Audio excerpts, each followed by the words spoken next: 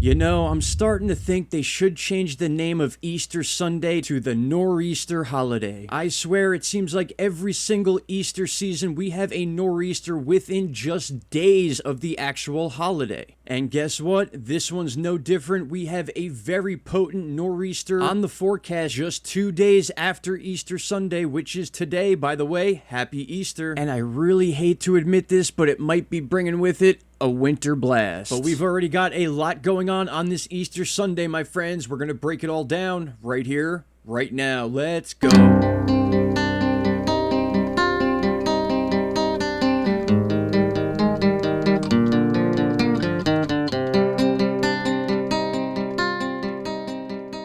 Alright, my friends, happy Easter Sunday, April 17th, and what is an Easter without the possibility of a nor'easter? And I gotta say, a fairly strong one at that. Taking a look at some of these charts leading up to the 18th and 19th of April, which is when this thing is going to peak out right over the northeast, but certainly not before making itself an entire eastern coast issue. This low pressure system is expected to ride up the coast from the Carolinas all the way up through Maine, and unfortunately, as the counterclockwise spin of this thing rides up the coast, it's going to pull down that cold Arctic air once again from Canada, and you can see it on your screen right there. We could be looking at some significant snow totals.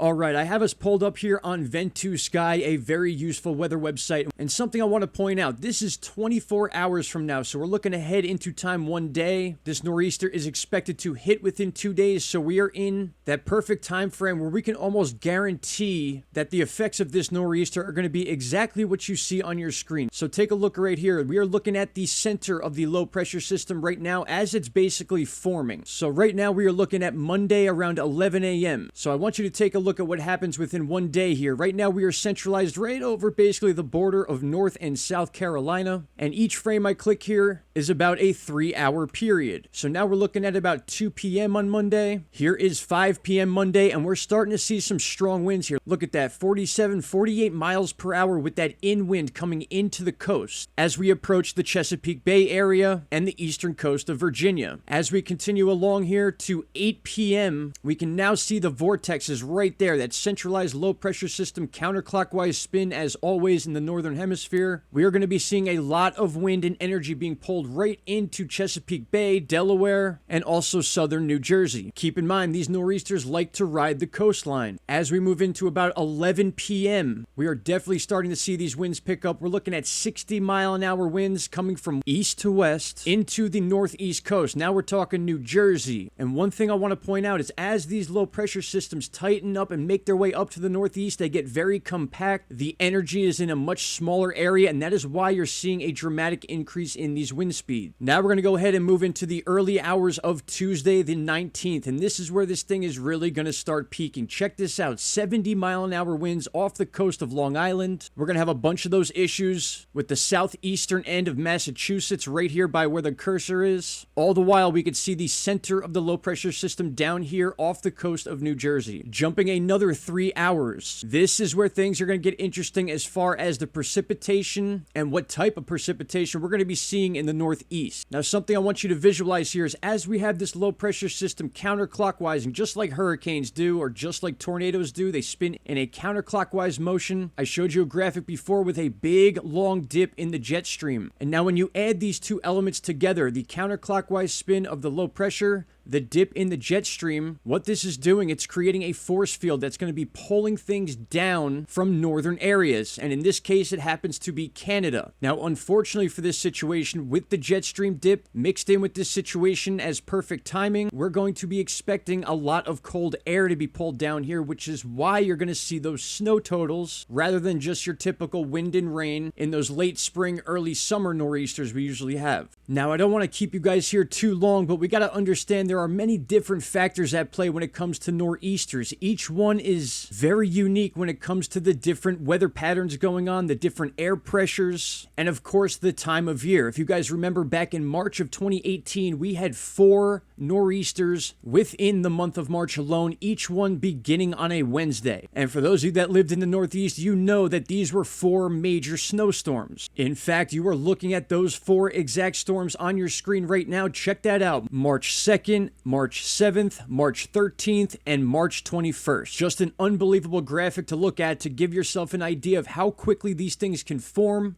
how often they can form, and basically how just a month in either direction can change the dynamics of what these things bring, whether that be major snowstorms, a mix of both, or a super windy, tropical-like feel. All right, my friends, without bringing too much bad news on this Easter Sunday, I just wanted to make you aware that one way or another, we're going to be dealing with this situation specifically in the Northeast, but being a native of the area myself, I'm sure we're going to be able to get through this and move right along into the actual spring. All right, my friends, I want to thank you all for taking the time to watch this video. Enjoy the rest of your holiday and your long weekend. We'll be back here tomorrow to let you know what else is going on all over this world. Shout out to Canada, and I hope you all have a great rest of your day. Take care. Bye-bye. Stop right there, my friends. If you have not already, click that subscribe button and don't forget to hit the bell icon. Click all and you will get all notifications from this channel. And trust me, you won't be disappointed.